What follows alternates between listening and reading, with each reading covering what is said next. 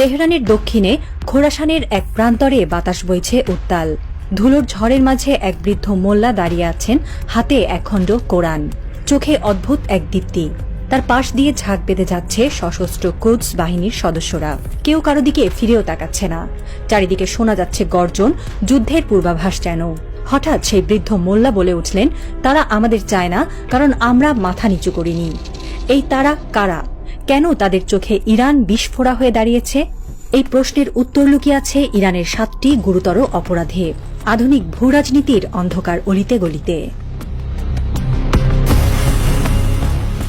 1979 সালের ইসলামী বিপ্লব শুধু একটি সরকার পতনের গল্প নয়, এটি ছিল এক আত্মপরিচয়ের পুনর্জাগরণ। ইরানিরা বুঝেছিল তারা আর পশ্চিমা বিশ্ব দ্বারা পরিচালিত কৌশলের পুতুল হয়ে থাকতে পারবে না। মোহাম্মদ রেজা শাহ পহলবীর পতন ছিল এক প্রতীকী ধাক্কা, কিন্তু প্রকৃত বিপ্লব ঘটেছিল মনের গভীরে।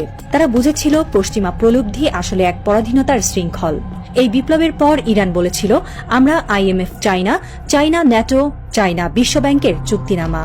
আমরা চাই আমাদের পথ নিজে ঠিক করতে। এই ঘোষণাই ছিল পশ্চিমের কানে কামানের গর্জনের মতো। কারণ স্বাধীন পররাষ্ট্রনীতি মানেই তাদের জন্য একটি নিয়ন্ত্রণহীন অঞ্চল, যেখানে লভ্যাংশ নেই, কর্পোরেট স্বার্থ নেই এবং সবচেয়ে বড় কথা, পশ্চিমা আদর্শের প্রতি আনুগত্য নেই। বিশ্বব্যাংক, IMF এবং বিশ্ববাজারের বৃহৎ কর্পোরেশনগুলো বহু দশক ধরে উন্নয়নশীল দেশগুলোকে এমন এক মডেলে বাধ্য করেছে যেখানে স্থানীয় উৎপাদন থাকে পেছনের সারিতে আর বহুজাগতিক কোম্পানিগুলো সামনে এসে বসে। ইরান এই মডেল প্রত্যাখ্যান করেছে। তারা নিজেরাই নিজেদের খাদ্য উৎপাদন করে, নিজেরাই তাদের জ্বালানি উন্নয়ন করে, নিজেদের বিজ্ঞানীদের দিয়ে নিজেদের প্রযুক্তি তৈরি করে। এটি পশ্চিমের চোখে এক অর্থনৈতিক সন্ত্রাস। তারা বলছে, তোমরা যদি নিজেদের জন্য উৎপাদন করো, তাহলে আমাদের জন্য বাজার কোথায়? ইরানের ঘরভিত্তিক উৎপাদন মডেল তাই শুধু অর্থনৈতিক নয়, এক আদর্শিক বিদ্রোহ। প্রচুর ডলার মানেই বিশ্ব ব্যবস্থার নীরব দাসত্ব। তেল বিক্রি মানেই ডলারে লেনদেন, আর সেই ডলারেই গোটা বিশ্বকে বেঁধে রাখা।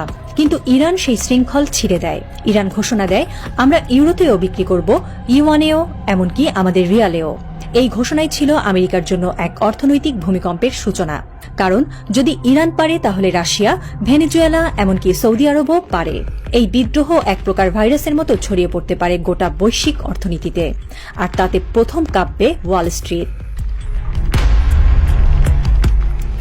জাতিসংঘে বসে থাকা প্রতিনিধিরা হয়তো মুখে মানবাধিকারের কথা বলেন, কিন্তু বাস্তবে পশ্চিমের চাই একটি দুর্বল, নিরস্ত্র ইরান। কিন্তু তারা দেখতে পেল, ইরান গোপনে গোপনে গড়ে তুলেছে একটি পূর্ণাঙ্গ প্রতিরক্ষা কাঠামো। ইরানের ক্ষেপণাস্ত্র এখন ছুঁতে পারে ইসরায়েল থেকে সৌদি আরব। তারা নিজেদের বুদ্ধির জোরে বানিয়েছে ড্রোন, তৈরি করেছে স্বয়ংক্রিয় রাডার ব্যবস্থা, এমনকি সাইবার যুদ্ধেও পিছিয়ে নেই। কোনো বিদেশি সামরিক জোটের ছাতা ছাড়া এই ক্ষমতা অর্জন একাই একটি বিপ্লব। পশ্চিম জানে এই শক্তি নিয়ন্ত্রণের বাইরে, আর নিয়ন্ত্রণহীন শক্তি মানেই শত্রু। ইরানের বিরুদ্ধে নিষেধাজ্ঞা যেন এক দীর্ঘমেয়াদী শ্বাসরোধ। ব্যাংক লেনদেন বন্ধ, বিদেশি বিনিয়োগে বাধা, তেল রপ্তানিতে রুদ্ধতা, সব মিলিয়ে এক চরম অর্থনৈতিক অবরোধ। কিন্তু আশ্চর্যজনকভাবে ইরান টিকে গেছে, এবং শুধু টিকে যায়নি, বরং বিকশিত হয়েছে। দেশটি রেজিস্ট্যান্ট ইকোনমি নামে নতুন এক অর্থনৈতিক তত্ত্ব দাঁড় করিয়েছে, যেখানে নিষেধাজ্ঞাই পরিণত হয় শক্তির উৎসে।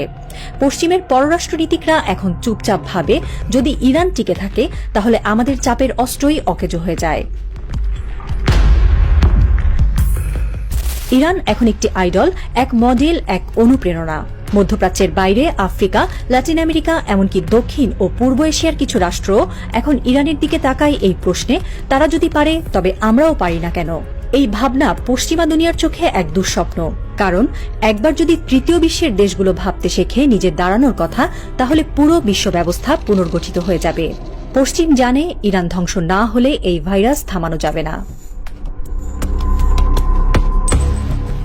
ইরানের যুদ্ধ কেবল ভূখণ্ড রক্ষার নয়, এটি এক জীবন দর্শনের লড়াই। যখন পশ্চিম পৃথিবীকে শিখিয়েছে, বাঁচো নিজের জন্য, ভোগ করো যত পারো, ধর্মকে পাঠাও ঘরে, তখন ইরান বলে, বাঁচো সমাজের জন্য, ত্যাগে শ্রেষ্ঠতা, পরিবারে কেন্দ্রবিন্দু, আর বিশ্বাসে মুক্তি। ইরানের বিপ্লব ছিল একটি আদর্শিক বিপ্লব। সেটি শুধু শাহ পতন নয়, বরং পশ্চিমা ভোগবাদী দর্শনের উপর এক জবাবী আঘাত। হিজাবের পেছনে লুকিয়ে থাকা নারীর আত্মমর্যাদা, নামাজে দাঁড়ানো শ্রমিকের আত্মশক্তি, কিংবা আশুরার দিনে হোসেইনায় কাঁদতে থাকা শিশুটিও এই আদর্শিক যুদ্ধের যোদ্ধা। ইরানের স্কুলগুলোতে শেখানো হয় আত্মনিয়ন্ত্রণ, বিশ্ববিদ্যালয়ে শেখানো হয় আত্মত্যাগ, আর রাস্তায় লেখা থাকে আল্লাহ ছাড়া কারোর সামনে মাথা নোয়াবে না, বিশ্বাসের ভাষ্য। এই সামাজিক রূপান্তর একটি মডেল নয়, বরং একটি মিশন। এই কাঠামো পশ্চিমা লিবারালিজমের পরিপন্থী। ইরান এক দৃষ্টিভঙ্গির লড়াই করছে, যেখানে প্রযুক্তি ও প্রার্থনা পাশাপাশি চলে, যেখানে সায়েন্স ও আল কুরআনের সূরা মিলেমিশে যায়। এবং তাই ইরান শুধু একটি রাষ্ট্র নয়, একটি আদর্শের দুর্গ, এক আধ্যাত্মিক চ্যালেঞ্জ, এক দর্শনের বিরুদ্ধে পশ্চিমের গভীর, নীরব কিন্তু প্রবল যুদ্ধ। ইসরায়েল জানে একটি শক্তিশালী ইরান মানেই ফিলিস্তিনে প্রতিরোধ আরও সংঘটিত হবে। লেবাননে হিজবুল্লাহ, গাজায় হামাস, ইরাকে মিলিশিয়া, সবই ইরানের প্রভাব। তারা জানে ইরান ভাঙতে না পারলে মধ্যপ্রাচ্য কখনোই পুরোপুরি নিরাপদ হবে না তাদের জন্য। পশ্চিমারাও বোঝে ইরান শেষ না হলে তাদের বিশ্ব ব্যবস্থা সর্বত্র বলবৎ করা যাবে না। ইরানকে তাই শাস্তি দিতে হবে। এই বিশ্বাস থেকেই এসেছে ড্রোন হামলা, সাইবার যুদ্ধ, গুপ্তচর, গোপন স্যাংশন, এমনকি বিজ্ঞানীদের হত্যা।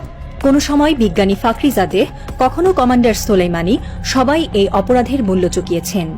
তবু তেহরান নত হয়নি। 2025 সালের জুন, ইসরায়েলের গোলায় তেহরানের একটি রিসার্চ সেন্টার ধ্বংস হয়েছে। ধোঁয়ার মাঝে দাঁড়িয়ে আছে এক তরুণী, তার গায়ে সাদা ল্যাব কোট, হাতে একখণ্ড ফাটা পতাকা, লাল, সবুজ, সাদা।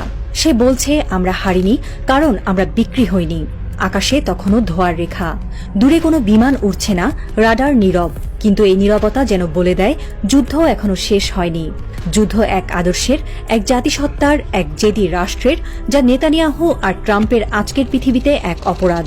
এবং এই অপরাধের শাস্তি এখনো শেষ হয়নি। একটি নতুন যুগের মুখোমুখি দাঁড়িয়ে আছে ইরান।